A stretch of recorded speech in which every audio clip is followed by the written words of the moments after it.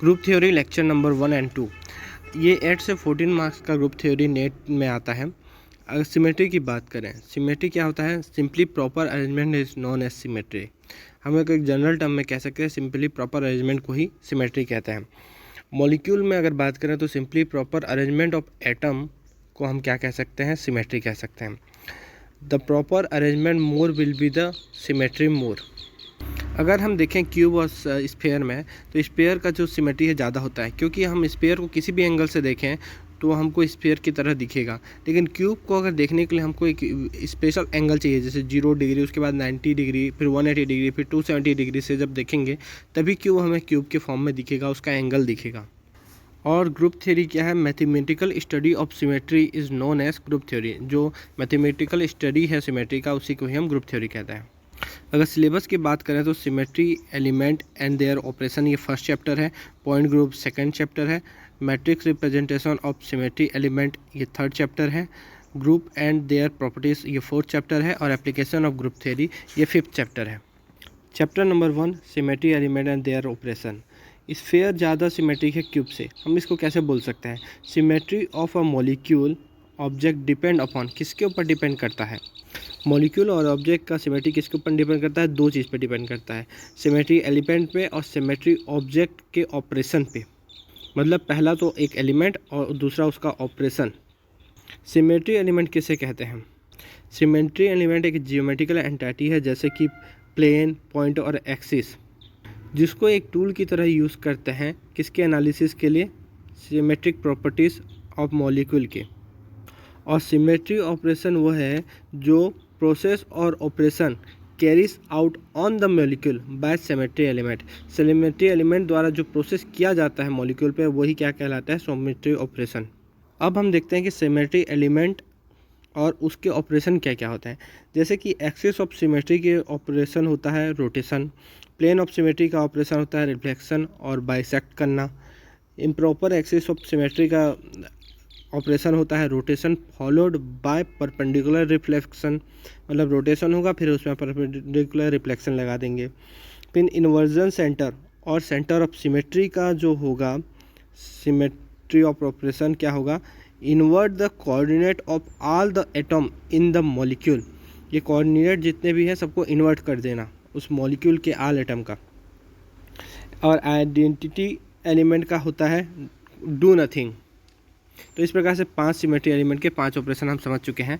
अब axis of symmetry को हम स्टडी करते हैं। एक्सिस ऑफ सिमेट्री वह है, एक इमेजिनरी लाइन है जो पास होता है किससे? Centre of gravity of molecule या सेंटर ऑफ मॉलिक्यूल से, जिसके रोटेशन से, थीटा डिग्री के रोटेशन से एक इक्विवेलेंट ओरिएंटेशन मिलता है, जो इक्विवेलेंट होता है मॉलिक्यूल के, जिसको हम रोटेट कर रहे हैं। तो इसे ही हम क्या कहते हैं? Axis of symmetry. इसको सी एन से रिप्रेजेंट किया जाता है, सी कैपिटल और एन स्मॉल में, जिसका होता है एन क्या होता है? N equals to 360 by theta. Theta वह है जिससे हम इसको रोटेट कर रहे हैं। तो एन को ऑर्डर ऑफ द एक्सिस भी कहा जाता है। जैसे एक एग्जांपल से समझते हैं कि H2O का मॉलिक्यूल लिए और H2O के मॉलिक्यूल से एक एक्सिस पास की, जिससे 180 डिग्री रोटेट करने पर एक इक्विवेलेंट ओरिएंटेशन प्राप्त हुआ, जो दिखने में सेम है, सुपर इम्पोज भी हो सकता है एक दूसरे पे, लेकिन ये सेम नहीं है, ये इक्विवेलेंट है, आइडेंटिकल नहीं है। इसको फिर से एक 180 डिग्री रोटेट करने पर ये 360 डिग्री रोटेशन पूरा हो जाएगा और इसका क्या होगा? एक आइडेंटिकल स्ट्रक्चर देगा, जो कि 1 और 3 जो स्ट्रक्चर आएंगे वो एक दूसरे के आइडेंटिकल रहेंगे, और 1, 2 और 3 एक दूसरे के इक्विवेलेंट स्ट्रक्चर रहेंगे। तो पहला जो हमने ऑपरेशन किया उसे C2 डैश कह देंगे और सेकेंड ऑपरेशन को C2 कह देंगे, क्योंकि हमने यहाँ पर 180 डिग्री से रोटेशन किया है। तो यहाँ पर जो आ जाएगा Cn का, n का जो हो जाएगा, n equals to 360 by 180 equals to 2। तो हम इसे C2 ऑपरेशन इसलिए कह रहे हैं क्योंकि इसमें n का वैल्यू 360 बाई 180 करने पर 2 आ रहा है। तो इसको क्या कहा जाएगा? Axis of symmetry, C2 axis of symmetry इसमें प्रेजेंट है। तो number of operation in C2 axis कितने होंगे? जितने की इक्विवेलेंट स्ट्रक्चर मिलते हैं उतने ही क्या होते हैं? एक्सिस ऑफ सिमेट्री में उतने ही ऑपरेशन होते हैं। तो जैसे कि यहाँ पर एक इक्विवेलेंट स्ट्रक्चर मिला, उसके बाद आइडेंटिकल आ जा रहा था, तो यहाँ पर से केवल नंबर ऑफ ऑपरेशन एक ही है। Number of operation number of equivalent structure get at the end of identical structure get. अगर BF3 मॉलिक्यूल की बात करें तो इसको 120 डिग्री एंगल से हम रोटेट करते हैं तो इसमें 2 इक्विवेलेंट स्ट्रक्चर मिलता है, फिर तीसरा क्या हो जाता है, आइडेंटिकल स्ट्रक्चर मिलता है। इसको अगर हम बात करें तो 360/120 करने पर इसका C3 आ जाएगा क्या, एक्सिस ऑफ सिमेट्री। और नंबर ऑफ ऑपरेशन इसमें 2 इक्विवेलेंट मिलने के कारण इसमें 2 हो जाएंगे, 2 ऑपरेशन होता है। इन जनरल अगर जनरल टर्म्स की बात करें, नंबर और ऑपरेशन जो होता है CN एक्सिस में वो n-1 होता है। अगर C4 एक्सिस ऑफ सिमेट्री है तो उसमें 3 ऑपरेशन होंगे, 5 है तो उसमें 4 होंगे। इस प्रकार से हम निकाल सकते हैं। और CN ऊपर में सबस्क्रिप्ट में n अगर लगा दें तो इसका मतलब होता है आइडेंटिटी। मतलब कि अगर किसी भी एक्सिस ऑफ सिमेट्री का जितने नंबर का उसका n है उतने ही टाइम उसका ऑपरेशन करने पर ये आइडेंटिटी दे देता है। C subscript n equals to E, मतलब CN subscript n equals to E। BF3 के B और F बॉन्ड से भी अगर एक हम लगाएं तो उसमें क्या आ जाएगा, C2 आ जाएगा। और C2 केवल एक पॉसिबल नहीं होता है, सॉरी, उसके BF के एक बॉन्ड से अगर एक C2 दे रहा है तो दूसरे बॉन्ड से भी और एक C2 देगा। लेकिन हमें देखने वाली बात यह है कि C2 का केवल कभी भी 2 प्रेजेंट नहीं रहता है, 2 C2 नेवर पॉसिबल। तो हमको देखना चाहिए कि उससे एक्स्ट्रा C2 हैं क्या। तो यहाँ पर BF3 में 3 C2 मिलेगा। तो नंबर ऑफ ऑपरेशन कितने हो जाएंगे, टोटल नंबर ऑफ ऑपरेशन। तो जैसे कि हमने देखा कि BF3 में एक C3 था तो उसके ऑपरेशन 2 थे, और 3 C2 है तो उसके नंबर ऑफ ऑपरेशन कितने हो जाएंगे, 3 × 1, क्योंकि C2 1 ऑपरेशन देता है तो इसके 3 ऑपरेशन हो जाएंगे। तो 2 और 3 इक्वल्स टू 5 इसके ऑपरेशन टोटल हो जाएंगे। जैसे H2 में सिमेट्री ऑपरेशन कितना था, C2 के कारण 1 था, तो H2O जो है लेस सिमेट्रिक है किससे, BF3 से। मोर will be the symmetry operation, more will be the symmetry. अगर PtCl4 2- की बात किया जाए तो PtCl4 2- में क्या होगा, एक C4 एक्सिस होगा जिसके कारण उसमें 3 ऑपरेशन रहेंगे 1 C4 के, और इसमें 2 C2 ऐसे होंगे जो एटम को करते जाएंगे क्रॉस। मतलब कि इसमें का जो C2 है वो Cl, Pt और Cl को कवर करते हुए जाएगा, एटम से क्रॉस करते हुए जाएगा। ऐसे 2 C2 प्रेजेंट रहेंगे जिनके ऑपरेशन 2 होंगे, और 2 C2 ऐसे पाए जाएंगे जो केवल Pt को स्लाइस कट करते हुए जाएंगे। मतलब पहले वाले C2 जो है 2 Cl को क्या कर रहे थे, रिफ्लेक्ट कर रहे थे, और बाकी को एटम को क्या कर रहे थे, कट कर रहे थे, स्लाइस कट, सॉरी, बाइसेक्ट कर रहे थे। और नीचे वाले जो C2 हैं वो क्या करते हैं, केवल Pt को बाइसेक्ट करते हैं और बाकी सब को क्या करते हैं, रिफ्लेक्ट करते हैं। मतलब कि हम इससे एक अच्छा कॉन्सेप्ट समझ सकते हैं, axis contain atom not interchange. Axis जिस एटम को कंटेंट कर लेता है, एक्सिस ऑफ सिमेट्री, वो उसका इंटरचेंज नहीं होता है। बेंजीन के ऊपर Cl लगा है और बेंजीन के 1-3 पोजीशन पे Cl लगा है और बेंजीन के 1-4 पोजीशन पे Cl लगा है।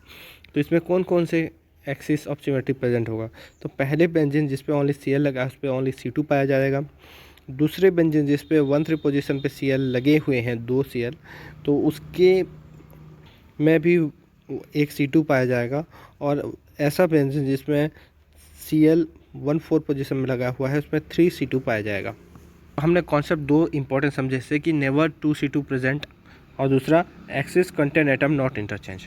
हम क्लासिफिकेशन ऑफ एक्सिस की बात करें तो classification are based on value of n के वैल्यू के बेसिस पे हम क्लासिफिकेशन कर रहे हैं। तो प्रिंसिपल एक्सिस किसे कहते हैं, having highest value of n, जिसके पास हाईएस्ट वैल्यू होगा n का वो क्या होगा, प्रिंसिपल एक्सिस होगा।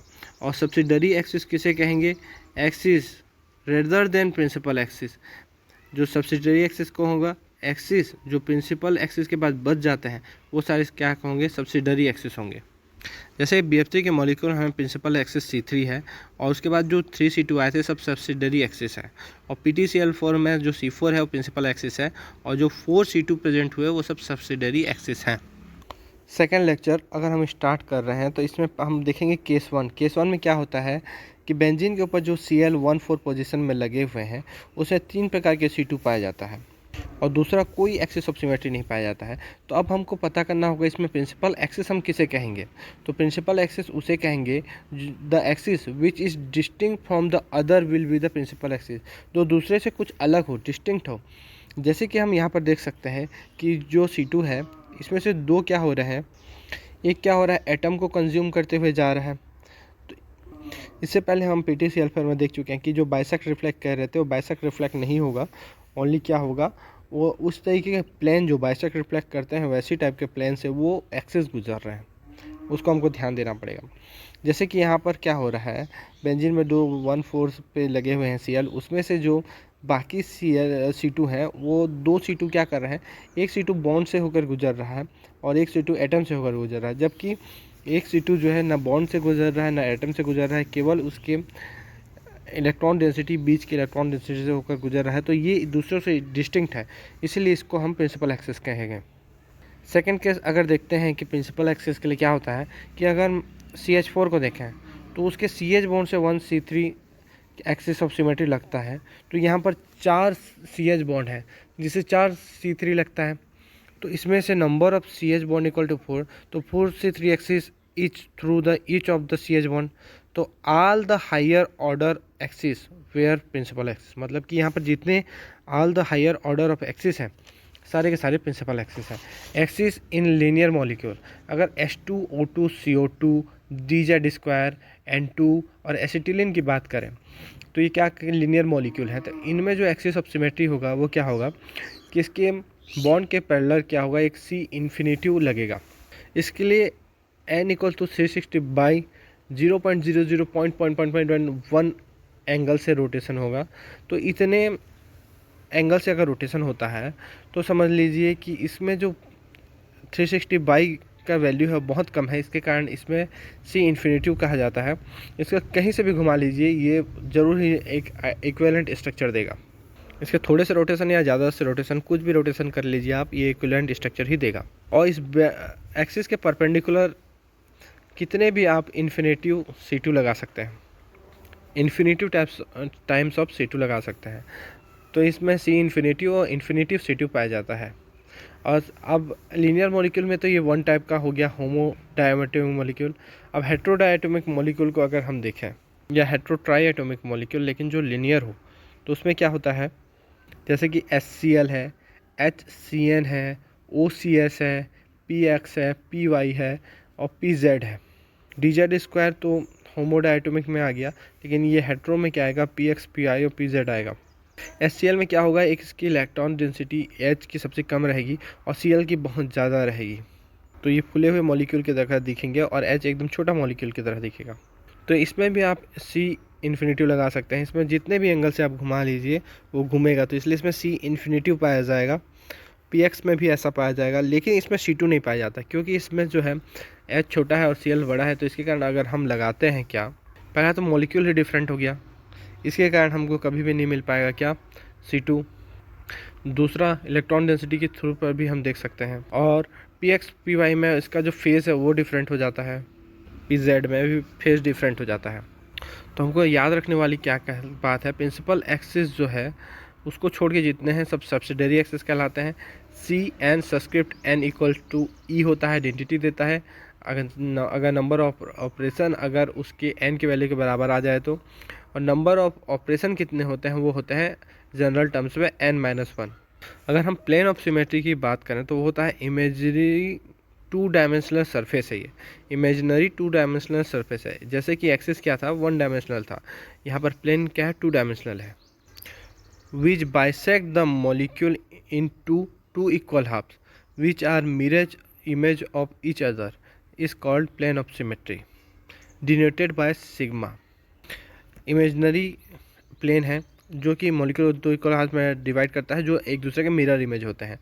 इसको हम क्या कहते हैं, प्लेन ऑफ सिमेट्री, और ये डिनोटेड किससे करते हैं, सिग्मा से। अगर हम H2O की बात करें, H2O की बात करने से पहले हमें देख लेना चाहिए कि सिग्मा जो है प्लेन ऑफ सिमेट्री कैसा होता है। प्लेन ऑफ सिमेट्री 3 टाइप के हो सकता है। पहला हो सकता है रिफ्लेक्टिंग, दूसरा बाइसेक्टिंग, तीसरा रिफ्लेक्टिंग एंड आल्सो बाइसेक्टिंग। जो केवल मॉलिक्यूल में गुजरे और एक दूसरे मॉलिक्यूल को पूरा का पूरा रिफ्लेक्ट कर दे एक दूसरे में, तो वो केवल रिफ्लेक्टिंग होगा। बाइसेक्टिंग ऐसा होगा जो एटम को काटते हुए भी जाए, एटम खुद को क्या करे, रिफ्लेक्ट करता हुआ प्रेजेंट रहे, मतलब जिससे वो जिसको कंज्यूम करेगा उसका तो रिफ्लेक्शन हमको दिखाना नहीं पड़ेगा। लेकिन तो बाइसेक्टिंग में क्या होगा कि जैसे कि हम जिसको तो काटेगा उसका तो रिफ्लेक्शन दिखाना ही पड़ेगा, वो खुद को ही रिफ्लेक्ट कर दे रहा होगा, तो इसलिए बाइसेक्टिंग ऐसा होता है कि वो खुद को काट दिया है ऐसा माना जाता है। लेकिन bisecting as well as reflecting मतलब उस कुछ एटम को बाइसेक्ट करे और कुछ एटम को रिफ्लेक्ट करे। इस प्रकार 3 टाइप के प्लेन पाया जाता है। तो H2O मॉलिक्यूल में हम देखें तो एक प्लेन क्या होता है, बाइसेक्टिंग होगा, और दूसरा प्लेन क्या होगा, bisecting as well as reflecting भी पाया जाता है। क्योंकि प्लेन में क्या होता है, एक बार इसका ऑपरेशन करने पर इक्विवेलेंट स्ट्रक्चर देता है ये, और सेकेंड बार इसको अगर हम ऑपरेट करें तो ये आइडेंटिकल स्ट्रक्चर दे देता है, इसलिए नंबर ऑफ ऑपरेशन इसमें कितने होते हैं, ऑलवेज 1 पाया जाता है। ऐसे ही BF3 मॉलिक्यूल में देखें तो इसमें 3 टाइप के प्लेन लगते हैं, एक बॉन्ड से गुजरते हुए BF बॉन्ड से एक, वैसे ही तीनों बॉन्ड से गुजरते हुए लंबे लंबे 3 सिग्मा बॉन्ड पाए जाते हैं, प्लेन पाए जाते हैं। अगर हम प्लेन की क्लासिफिकेशन की बात करें तो plane are classified on the basis of principal axis. जैसे कि हम एक्सिस ऑफ सिमेट्री को n से हम देख रहे थे, उसको क्लासिफाई कर रहे थे, तो यहाँ पर प्लेन को हम क्लासिफाई कर रहे हैं किससे, प्रिंसिपल एक्सिस से क्लासिफाई कर रहे हैं। अगर हॉरिजॉन्टल प्लेन क्या होगा, मॉलिक्यूलर प्लेन भी जिसे कहते हैं, हॉरिजॉन्टल प्लेन या मॉलिक्यूलर प्लेन जिसे सिग्मा एस से डिनोट किया जाता है, विच इज़ परपेंडिकुलर टू क्या, प्रिंसिपल एक्सिस, परपेंडिकुलर होगा प्रिंसिपल एक्सिस के। Generally there will be only one sigma H, only एक ही सिग्मा एच पाया जाता है। Generally contain maximum number of atom, ये ज़्यादा से ज़्यादा एटम को कंज्यूम करने वाला प्लेन होता है। हम देखते हैं सेकेंड, मॉलिक्यूलर प्लेन के बाद या हॉरिजॉन्टल प्लेन के बाद हम सेकेंड देखते हैं वर्टिकल प्लेन। वर्टिकल प्लेन क्या होता है, सिग्मा वी या सिग्मा डी होता है। तो सिग्मा वी क्या होता है या सिग्मा डी होता है, इसका एक जनरल क्राइटेरिया ये है कि which is parallel to principal axis, ये प्रिंसिपल एक्सिस के पैरेलल होता है। विच कंटेंट प्रिंसिपल एक्सिस, ये प्रिंसिपल एक्सिस के पैरेलल होता है या प्रिंसिपल एक्सिस को कंटेन करता है। ऑलवेज एग्जिस्ट, कंटेंट मतलब वो पैरेलली ही कंटेंट करेगा, परपेंडिकुलर नहीं। ये always exist greater than one, ये एक से ज़्यादा ही पाए जाते हैं हमेशा। विच पासेस थ्रू सेंटर एटम, ये हमेशा सेंटर एटम से पास होते हैं। ऐसे तो प्लेन का रूल ही है कि वो सेंटर एटम से पास होता ही है, चाहे सिग्मा एच हो, सिग्मा वी या सिग्मा डी। क्योंकि अगर H2O में हम देखें कि क्या होता है कि H2O में जो प्रिंसिपल एक्सिस था C2, उसको कंटेन करते हुए दोनों प्लेन हैं, ये बाइसेक्टिंग भी, bisecting as well as reflecting भी, और तो दोनों हैं बाइसेक्टिंग और bisecting as well as reflecting दोनों, तो दोनों के दोनों क्या हो जाएंगे, सिग्मा वी हो जाएंगे। हमने जो वर्टिकल प्लेन के लिए देखा सिग्मा वी और सिग्मा डी के लिए, तो सिग्मा डी के लिए और कुछ और भी क्राइटेरियाज हैं जो हम आगे स्टडी करेंगे, और इसमें सिग्मा एच नहीं है। जैसे कि BF3 में देखें तो इसमें जो है वो C3 एक्सिस के परपेंडिकुलर एक प्लेन लगाते हैं जो सभी मॉलिक्यूल को कंटेन करते हुए रहता है, तो इसमें सिग्मा एच पाया जाता है। और साथ ही साथ इसमें 3 ऐसे प्लेन पाए जाते हैं जो C3 एक्सिस, जो प्रिंसिपल एक्सिस के पैरेलल होते हैं, तो इसमें 3 सिग्मा वी भी पाया जाता है। अगर CN है तो N सिग्मा वी पाया जाएगा। अगर CN प्रेजेंट है और सिग्मा वी अगर आ रहा है तो N number of sigma we पाया जाएगा, और अगर D आ रहा है तो N number of sigma D भी पाया ही जाएगा। CN है तो N number of sigma B, और अगर सिग्मा डी आ रहा है तो N number of sigma D पाया जाएगा। अगर PTCl4 को देखें तो इसमें क्या होगा, 1 C4 एक्सिस से इसमें क्या पाया जाएगा, पैरेलल 4 सिग्मा वी पाया जाएगा और 1 सिग्मा एच भी पाया जाएगा। अगर डायहेड्रल प्लेन की बात करें तो डायहेड्रल प्लेन में क्या होता है, ये parallel to the principal axis और कंटेंट प्रिंसिपल एक्सिस होता है। Special kind of vertical plane है which bisect angle between 2 C2 axis, ये 2 C2 एक्सिस के बीच के एंगल को बाइसेक्ट करता है, which are perpendicular to principal axis. और ये C2 एक्सिस कैसे होते हैं, वो परपेंडिकुलर होते हैं किसके, प्रिंसिपल एक्सिस के। अगर हम एलियंस के एग्जांपल से इसको समझने की कोशिश करें तो एलियंस में क्या होता है, जैसे sp3 की तरह हम इसे भी एक क्या कर सकते हैं, इसको रेक्टेंगुलर बॉक्स में फिट करने की कोशिश करते हैं। तो इसमें क्या होगा, ये अल्टरनेटिव पॉइंट्स पर आएंगे इसके एच एटम, क्योंकि यहाँ पर 2 डबल बॉन्ड है। तो हम जानते हैं, हमने स्टूडियो में इसका स्टडी किया है, 2 डबल बॉन्ड होने के कारण इसमें जो होगा, दो जो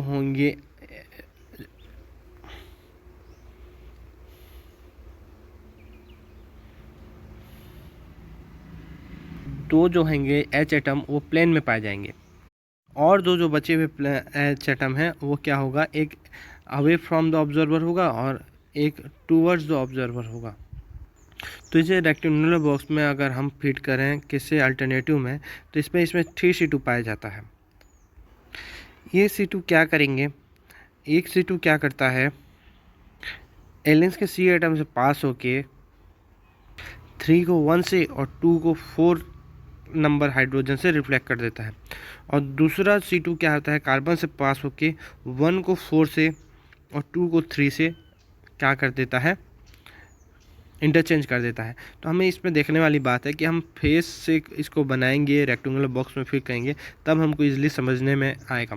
और इसको फिट करते कैसे हैं, जैसे कि हम जनरली 2D में देखते हैं कि एक अपनी तरफ मार लेते हैं, दूसरी तरफ एक को प्लेन में मारते हैं। इसको ऐसा नहीं फिट करते, और रेक्टेंगुलर बॉक्स में रखेंगे तो इसको हल्का टिल्टेड करके रखते हैं।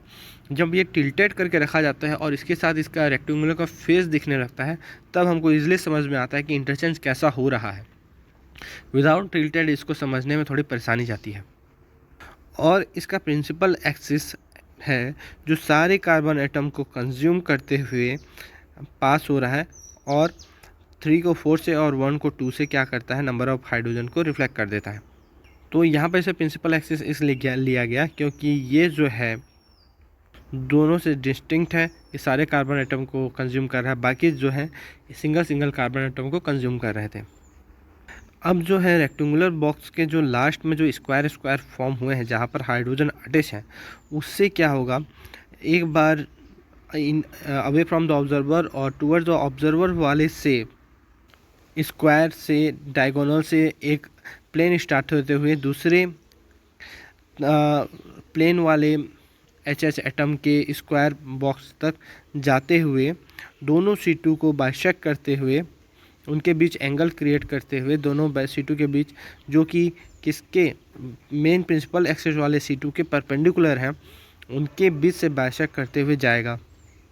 चूँकि ये बाइसेक्ट करते हुए जा रहा है 2C2 को, और प्रिंसिपल एक्सिस के क्या है, परपेंडिकुलर C2 हैं, तो इसलिए ये क्या कहलाएगा, डायहेड्रल प्लेन कहलाएगा। और ऐसा ही एक प्लेन क्या होगा जो कि दोनों एच एटम प्लेन है उस वाले स्क्वायर के डायगोनल से स्टार्ट होके दूसरे एच एटम जो इन टूवर्ड्स द ऑब्जर्वर और अवे फ्रॉम द ऑब्जर्वर वाले एच एटम के स्क्वायर बॉक्स स्क्वायर फेस तक जाएगा। और ये भी क्या होगा, सिग्मा डी ही होगा, क्योंकि ये भी सेम प्रॉपर्टी को फॉलो करता है। तो यहाँ पर हमने सिग्मा डी का स्टडी कर लिया। तो यहाँ पर सबसे देखने वाली बात है कि स्क्वायर के डायगोनल से प्लेन पास किया जा सकता है, लेकिन रेक्टेंगुलर के डायगोनल से प्लेन पास नहीं किया जा सकता। रेक्टेंगुलर के डायगोनल से अगर प्लेन पास किया जाएगा तो उसमें जो रिफ्लेक्शन होता है वो तुरंत ऊपर ही देना चाहिए, लेकिन वो ऐसा दे नहीं पाता है, इसलिए रिफ्लेक्शन में गड़बड़ी आ जाती है। अगर स्क्वायर के अगर हम डायगोनल से प्लेन पास करते हैं तो ये अच्छे से रिफ्लेक्शन देता भी है और ये पॉसिबल भी होता है। तो इसलिए रेक्टेंगुलर के डायगोनल से नेवर भी पास एनी प्लेन। तो यहाँ पर ध्यान वाली बात यह है कि प्लेन में कोई सा भी प्लेन हो, इसमें नंबर ऑपरेशन 1 ही होता है, क्योंकि दूसरा आइडेंटिटी दे देता है।